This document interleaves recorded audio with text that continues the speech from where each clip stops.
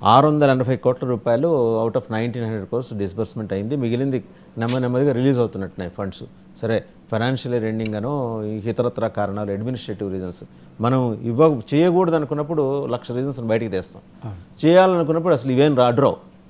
అది పక్కన పెడితే ముఖ్యమంత్రి నిన్న స్వయంగా ప్రకటించారు, జూన్ 4న మేము అధికారంలోకి వస్తున్నాం, మళ్ళీ ముఖ్యమంత్రిగా తొలి సంతకం వాలంటీర్ వ్యవస్థను కొనసాగించే ఫైల్ మీదే. అంటే ఆయన మొత్తం చిన్న థిన్ లేయర్స్ను కూడా చెరిపేశారు. ఆయన ఓపెన్గా ప్రకటన చేశారు. ఎలా చూస్తున్నారు దాన్ని? ఖచ్చితంగా ప్యానెల్లో ఉన్న అందరికీ గుడ్ మార్నింగ్. అంటే మనం గత 4 రోజుల నుంచి ఈ పెన్షన్ల పంపిణీ వ్యవస్థ పైన ఏర్పడినటువంటి ఒక స్తబ్దతను మనం చూస్తున్నాం. నేనేమంటానంటే ఈ వాలంటరీ వ్యవస్థ అనేటువంటిది ఈ రోజు ఏం రాలేదు. మన ఆంధ్రప్రదేశ్ రాష్ట్రంలో వాలంటరీ వ్యవస్థ ప్రవేశపెట్టి దాదాపుగా 5 years పూర్తవుతుంది. దాదాపు 4.5 years పూర్తయిన సందర్భంగా వాళ్ళు ఈ వ్యవస్థ ద్వారా వాళ్ళు ఒక పంపిణీ, ఒక మెకానిజం చేస్తున్నారు.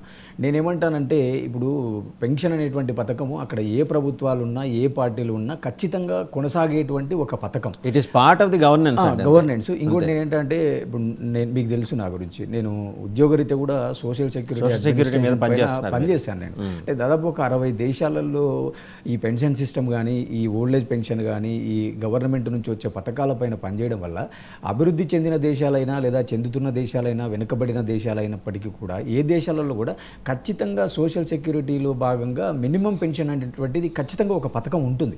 సో ఆ పథకంలో భాగంగా ఈరోజు మన దేశంలో కూడా మినిమం పెన్షన్ ఉంది. ఈరోజు మన రాష్ట్రంలో దాదాపుగా 66 లక్షల మందికి దాదాపుగా 3,000 కనీస పెన్షన్తో వాళ్ళు 2,200 కోట్లు దగ్గర నెలకు ఖర్చు చేస్తున్నారు. అంటే ఇది ఏ ప్రభుత్వాలున్నా కొనసాగేటువంటి పథకం.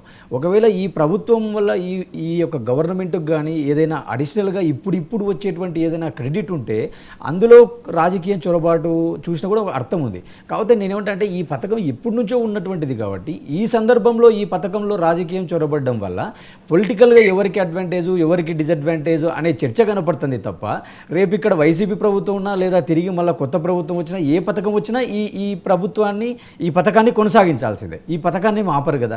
ఇప్పుడు మీరు ఎలక్షన్ల టైంలో ఏదైనా ఒక కొత్త పథకం ప్రకటించినా లేదా ఎలక్షన్లకు ఒక 20 రోజులు 30 రోజుల ముందు కొంత అమౌంట్ ఏదైనా వాళ్ళ అకౌంట్లలో వేసినా అలాంటి వాటిని అడ్డుకున్నటువంటి సందర్భాలు, అలాంటి వాటిని ఈసీ కొంత రిస్ట్రిక్ట్ చేసిన సందర్భాలు మనం గతంలో చూసినాం.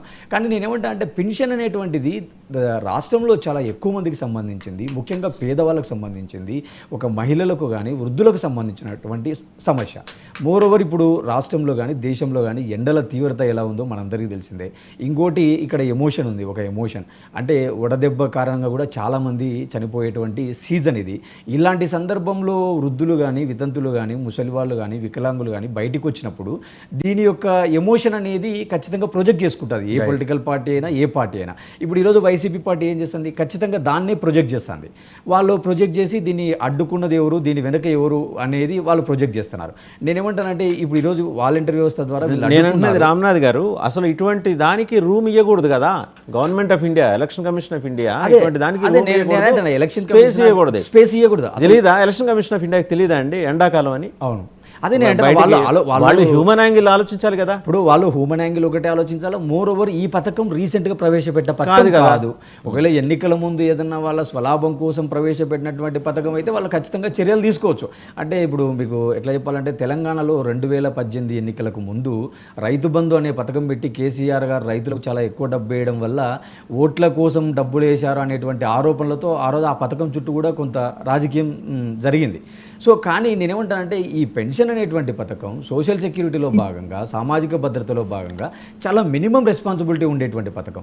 ఈ పథకంలో ఈరోజు రాజకీయం చొరబడ్డం, ఈరోజు జగన్మోహన్ రెడ్డి గారు, చంద్రబాబు నాయుడు గారిని మనం హంతకుడు అని పిలుద్దామా అనేటువంటి స్థాయిలో చర్చ పోయిందంటే ఖచ్చితంగా ఇది పొలిటిసైజ్ అయింది. దీన్ని పొలిటిసైజ్ చేసుకోవడానికి పార్టీలు వాడుతున్నాయి తప్ప దీంట్లో ఒక హ్యూమన్ యాంగిల్ అనేది మాత్రం ఎక్కడ కనపడలేదు అనేది నా భావన.